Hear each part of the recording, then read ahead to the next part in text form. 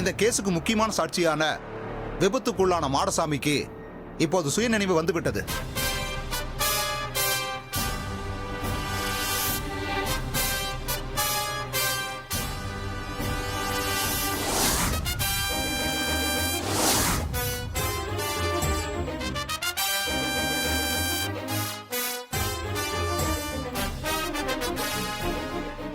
அவர் இந்த வழக்கில் சாட்சி அளிக்க விரும்புகிறார். அவரை விசாரிக்க நீங்கள் அனுமதி அளிக்க வேண்டும் your honour. Objection your honour. கடைசி நேரத்தில் ஏதோ ஒன்றை சொல்லி இந்த கேஸை திசை திருப்ப பார்க்கிறார்கள். நீங்க அந்த சாட்சியின் வாக்குமூலத்தை அனுமதிக்க கூடாது யுவர் ஆனர். ஏனென்றால் நீங்க அதுக்கு அனுமதி அளிச்சாலும் ஹாஸ்பிட்டலுக்கு போய் ஒரு பேஷண்ட்டை வெளியே கொண்டு வர்றதுக்கு குறைஞ்சது 2 மணி நேரமாவது ஆகும். அதுக்குள்ள கோர்ட் டைம் ஓவர் ஆயிடும்.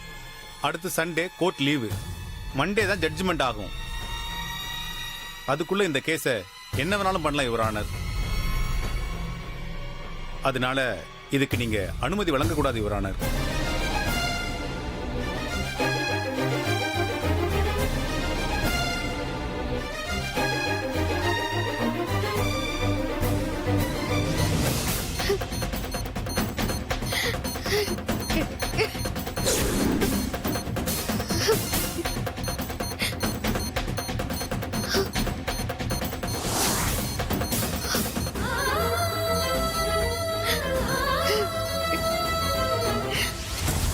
ஆயிரம் குற்றவாளிகள் தப்பிக்கப்பட்டாலும் ஒரு நிரபராதி கூட தண்டிக்கப்படக்கூடாதுன்னு தான் சட்டம் சொல்லுது.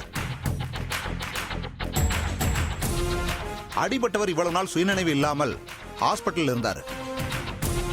அவர் முன்பே கண் விழித்திருந்தால் இந்த கேஸ் கோர்ட் வரை வந்திருக்காது.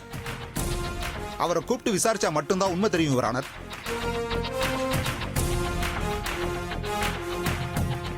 அவர் இப்ப நம்ம கோர்ட்டுக்குள்ள தான் இருக்காரு யுவர் ஆனர்.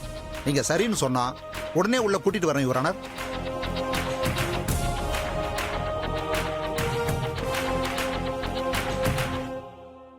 Yes proceed. வர சொல்லுங்க.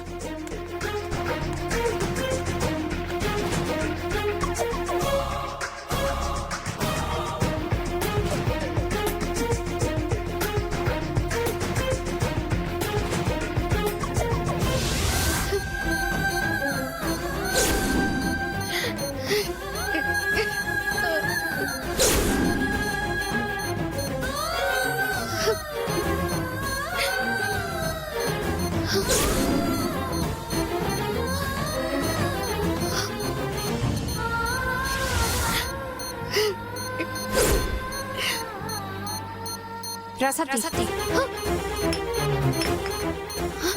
அத்தை,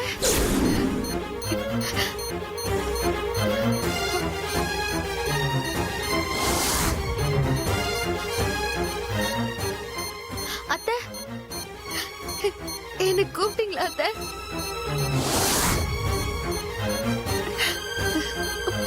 பேசுங்க பேசுங்க அத்தை. நீங்க இப்போ என்ன கூப்பிட்டீங்களே அத்தை, நான் பேசுறது கேக்குதா? உங்களுக்கு என் கஷ்டம் புரியுதா அத்தை? நான் விஷம் குடிக்க கூடாதுன்னு தானே நீங்க தடுத்தீங்க.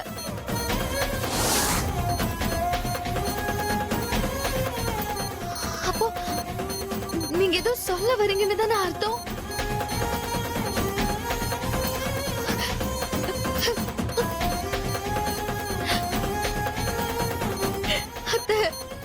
என்ன மன்னிச்சிருங்க. உங்களை பத்தி யோசிக்காம நான் தப்பான முடிவு எடுத்துட்டேன் அத்தை.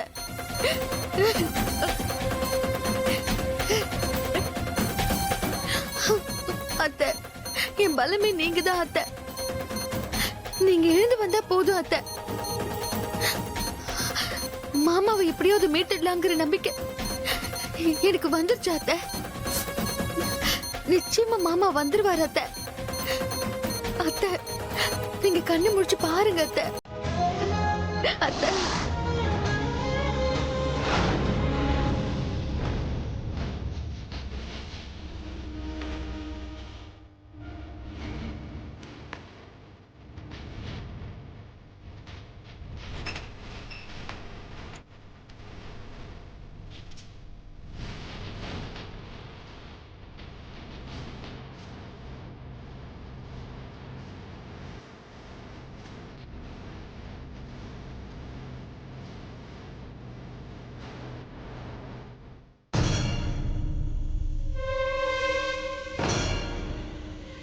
ஐயா, நான் அடிபட்டதுக்கும் இனி என் தம்பிக்கும் எந்த சம்பந்தம் இல்லையா.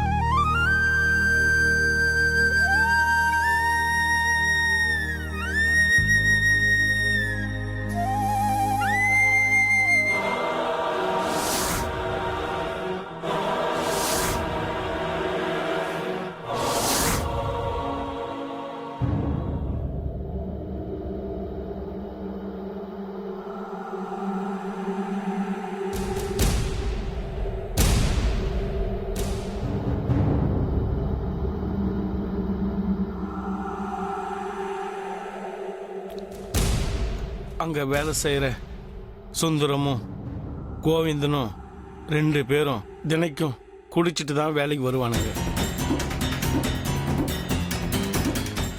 அவங்களால தான் இந்த விபத்தே ஏற்பட்டது.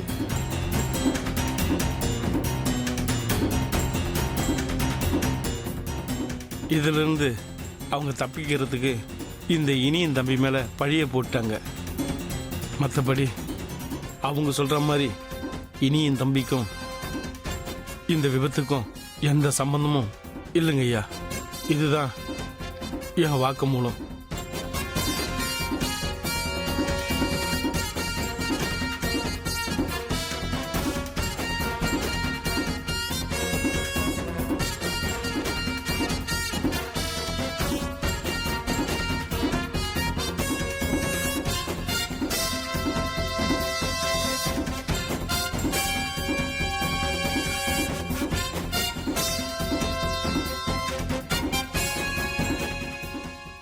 ஒரு நிரபராதி தண்டிக்கப்படாமல் இருக்க மனமுவந்து சாட்சி சொன்ன மாடசாமியை இந்த கோர்ட் பாராட்டுகிறது.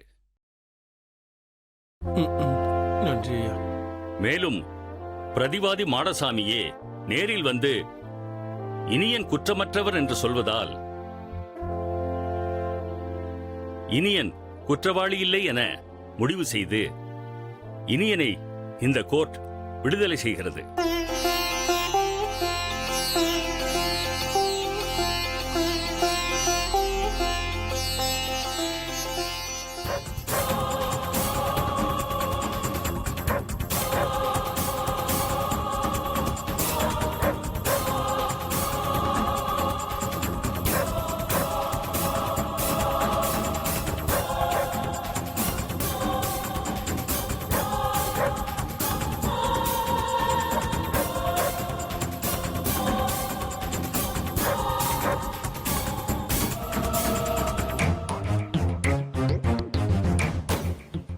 மேலும் இந்த வழக்கில் குற்றம் செய்த சுந்தர், கோவிந்தன் மற்றும் குற்றத்திற்கு உடந்தையாக இருந்த அனைவரையும் விரைவில் கைது செய்யும்படி காவல்துறைக்கு இந்த கோர்ட் ஆணையிடுகிறது. Court is urgent.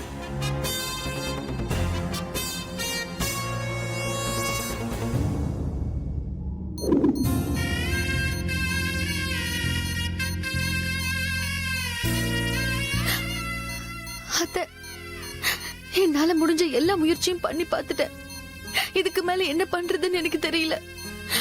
இனிய மாமாவை எப்படி வெளியில கொண்டு வர்றதுன்னு தெரியல அத்தை. இந்நேரம் மாமாவுக்கு தீர்ப்பு சொல்லிருப்பாங்க. அவர் உள்ள போக நானே காரணம் ஆயிட்டேன். நான் ஒரு ராசி இல்லாதவ. எல்லாம் என்னாலதான் அத்தை. அத்தை, இனிமே நீங்க தான் அவர் ஏதாச்சும் பண்ணி காப்பாத்தணும். என்னால முடியல அத்தை. ஆனா நான் உறுதியா சொல்றேன், மாமாவுக்கு தண்டனை கொடுத்து அவர் ஜெயிலுக்கு போயிட்டாருன்னா நான் கண்டிப்பா உயிரோட இருக்க மாட்டேன்.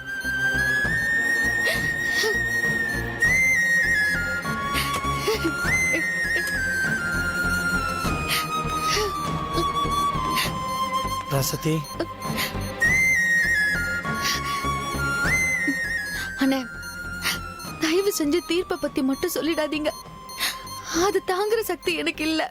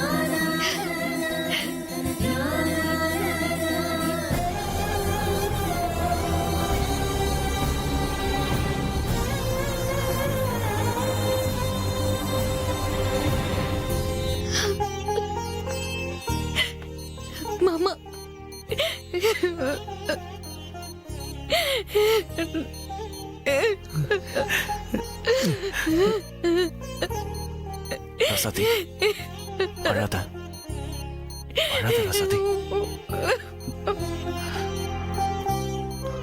இது பார். ஏன் அழற? அதான் நான் வந்துட்டேன்ல. அழாத. நீங்க ஜெயிலுக்குள்ள போயிட்டீங்கன்னு நினைச்சு நான் ரொம்ப பயந்துட்டேன் மாமா. நீங்க வந்தது எனக்கு போதும் மாமா. இப்பதான் எனக்கு உயிரே வந்தது. எப்படியும் நீங்க வெளியில வந்துட்டீங்கல்ல, எனக்கு அதுவே போதும். அம்மா ராசாத்தி, எதுக்குமா இன்னும் அழுதுகிட்டு இருக்க? அதான் மாப்பிள்ள உன் கண்ணு முன்னாடி வந்து நின்னுட்டான்லம்மா, அப்புறம் என்னம்மா? விடுமா, எல்லாம் உன் நல்ல மனசு கிடைச்ச வெற்றி தான். ஆனா நான் தான் உன்னை சரியா புரிஞ்சுக்காம திட்டிட்டேன். என்னை மன்னிச்சிடுறா சாத்தி. ஐயோ மாமா, நான் பண்ணதுதான் மாமா தப்பு. நீங்க திட்டினது நியாயம்தான். நான் எதையும் தப்பா எடுத்துக்கல மாமா. இதெல்லாம் விடுங்க மாமா. மாமா வெளியில வந்துட்டாருல்ல, அத்தையும் நல்லபடியா கண்ணு முழிச்சு வரணும். வருவாங்கங்கிற நம்பிக்கை எனக்கு இருக்கு மாமா.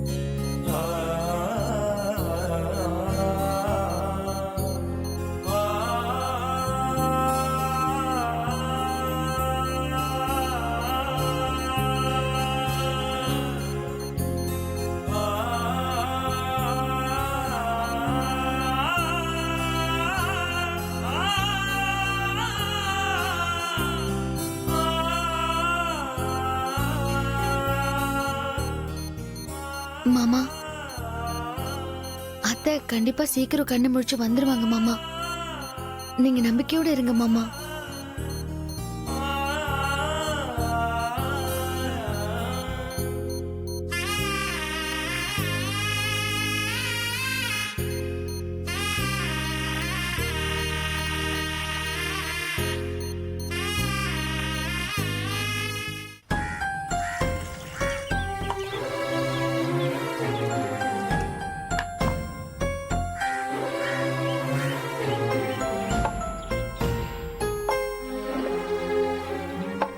டேய் மாப்பிள்ள, இந்தாடா. டேய் இந்தா குடிடா. எப்படியோ மாப்பிள்ள, நீ வெளியில வந்துட்டல்ல, அது வரைக்கும் எனக்கு ரொம்ப சந்தோஷம்டா. எல்லா பிரச்சனையும் பாழா போன குடினால வந்தது மாப்பிள்ள. இனி வாழ்க்கையில என்னைக்கும் குடிக்க கூடாது. குடிக்க கூடாதுன்னெலாம் இல்லை மாப்பிள்ள, அளவா குடிக்கலாம்ல. அளவும் வேணாம், அப்பவும் வேணாம்.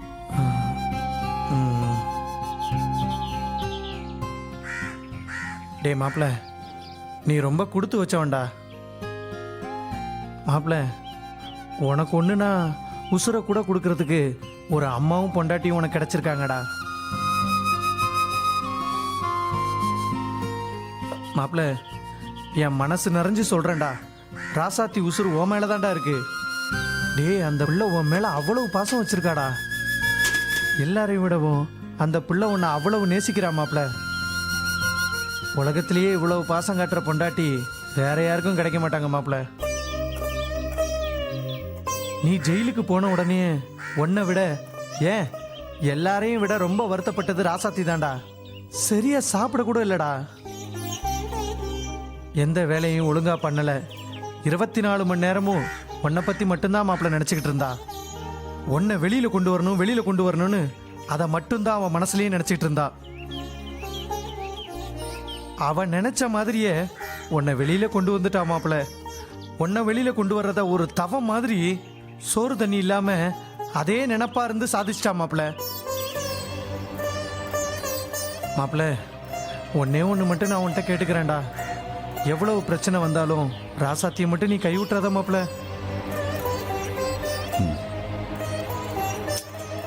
அவ கூட இருந்த ஒவ்வொரு நாளும் பார்த்துக்கிட்டே இருந்த மாப்பிள்ள. அவ அவ்வளவு கஷ்டப்பட்டா. நீ சொல்றதுலேருந்து தெரியுதுடா ராசாத்தி எனக்காக எவ்வளோ கஷ்டப்பட்டிருப்பானு. மாப்பிள்ள எல்லாமே ஒரு விதத்தில் நல்லது தான் மாப்பிள்ள. கஷ்டம் வர்றப்போ தான் நம்மளை யார் உண்மையாக நேசிக்கிறாங்க, யார் நமக்காக கஷ்டப்படுறாங்கன்றத புரிஞ்சுக்க முடியும். இதெல்லாம் நீ உண்மையை தெரிஞ்சுக்கணுங்கிறதுக்காக அந்த கடவுள் கொடுத்த சந்தர்ப்பமா நினைச்சுக்கோ. மாப்பிள்ள டீயை குடி மாப்பிள்ள.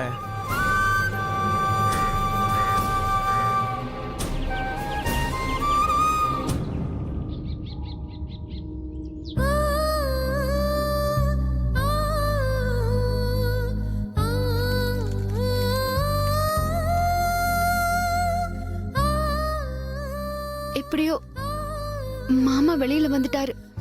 அதுவும் அத்தை நினைச்ச மாதிரி யாரோட உதவியும் இல்லாம வெளியே கொண்டு வந்தாச்சு. அது தெரிஞ்சா அத்தை ரொம்ப சந்தோஷப்படுவாங்க. இனிய மாமா வெளியில வந்த மாதிரி அத்தையும் குணமாய் வந்துட்டா போதும், வேற எதுவுமே வேண்டாம். ராசாத்தி அதெல்லாம் எதுவும் ஆகாது ராசாத்தி. எல்லாம் நல்லதுக்கு நினைச்சுக்கிட்டு இப்போதைக்கு இனியும் கூட எப்படி சந்தோஷமா வாழலான்னு மட்டும் யோசி. ராசாத்தி இப்போ என்ன ஆயிடுச்சுன்னு அழுற? அத்தை சீக்கிரமா குணமாயிடுவாங்க. அதுக்காக மட்டும் நான் அழல. பின்ன வேற எதுக்கு? என்னால இனிய மாமா கூட சந்தோஷமா வாழ முடியாது. ஏன் வாழ முடியாது? இனிய மாமா ஜெயிலுக்கு போக நான் தான் காரணம். மங்க அத்தையும் இப்ப ஆக்சிடென்ட் ஆகி ஹாஸ்பிட்டல்ல இருக்காங்க. அதுக்கும் நான் தான் காரணம்.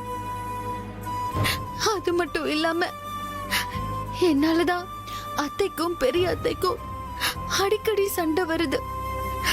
நான் இந்த வீட்டுக்கு வந்ததுக்கு அப்புறம் தான் எல்லா பிரச்சனையும் வருது. நான் இல்லைன்னா இந்த வீட்டுல இருக்கிற எல்லாரும் சந்தோஷமா இருப்பாங்கல்ல. மாமாவுக்கு நான் ஏத்த ஜோடி கிடையாது டோரா. நான் என் மாமா விட்டு விலகி போயிடுறேன். அதுக்கப்புறமாவது மாமா மனசுக்கு பிடிச்ச மாதிரி ஒரு பொண்ணு கல்யாணம் பண்ணி சந்தோஷமா இருக்கட்டும். என்னால யாரும் கஷ்டப்பட வேண்டாம். அதான் எல்லாத்தையும் முடிச்சுக்கிட்டு இந்த வீட்டை விட்டு போயிடலான்னு இருக்கேன். ராசாத்தி நீ பேசுறதே சரியில்லை. தப்பான முடிவு எடுக்கிற ராசாத்தி. இல்ல டோரா, நான் எடுத்தது சரியான முடிவுதான். நீ எனக்காக என் மேல உள்ள பாசத்தால நீ தப்புன்னு சொல்ற. ஆனா அதே நீ இந்த வீட்டுக்காகவும் பெரிய அத்தை இடத்துல இருந்தும் யோசிச்சு பார்த்தன்னா இதுதான் சரின்னு தோணும். இல்ல ராசாத்தி, நான் என்ன சொல்ல வரேனா? டோரா, நீ எதுவும் சொல்ல வேண்டாம். நான் இந்த முடிவுல இருந்து மாற மாட்டேன். நான் இந்த வீட்டை விட்டு போறது நிச்சயம்தான். இந்த முடிவை நான் எப்பவோ எடுத்துட்டேன். அதுல எந்த மாற்றமும் இல்ல. சரி ராசாத்தி, நீ முடிவு பண்ண மாதிரியே இருக்கட்டும். ஆனா ஒண்ணு, எதையும் நீ இப்ப பண்ண வேணாம். உன் மங்கையத்த ஹாஸ்பிட்டல்ல இருந்து குணமாயி வரட்டும், அதுக்கப்புறம் பாத்துக்கலாம்.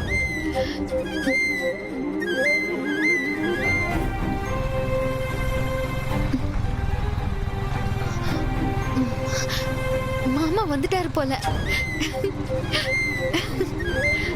இவ்வளவு பாசம் இனிய மேல வச்சுக்கிட்டு எப்படி என்ன பிரிஞ்சிருக்க போறேன்னு சொல்றா? இனி என்ன பிரியணும்னா அது ராசாத்தி உயிரோட இருக்கிற வரைக்கும் நடக்காது.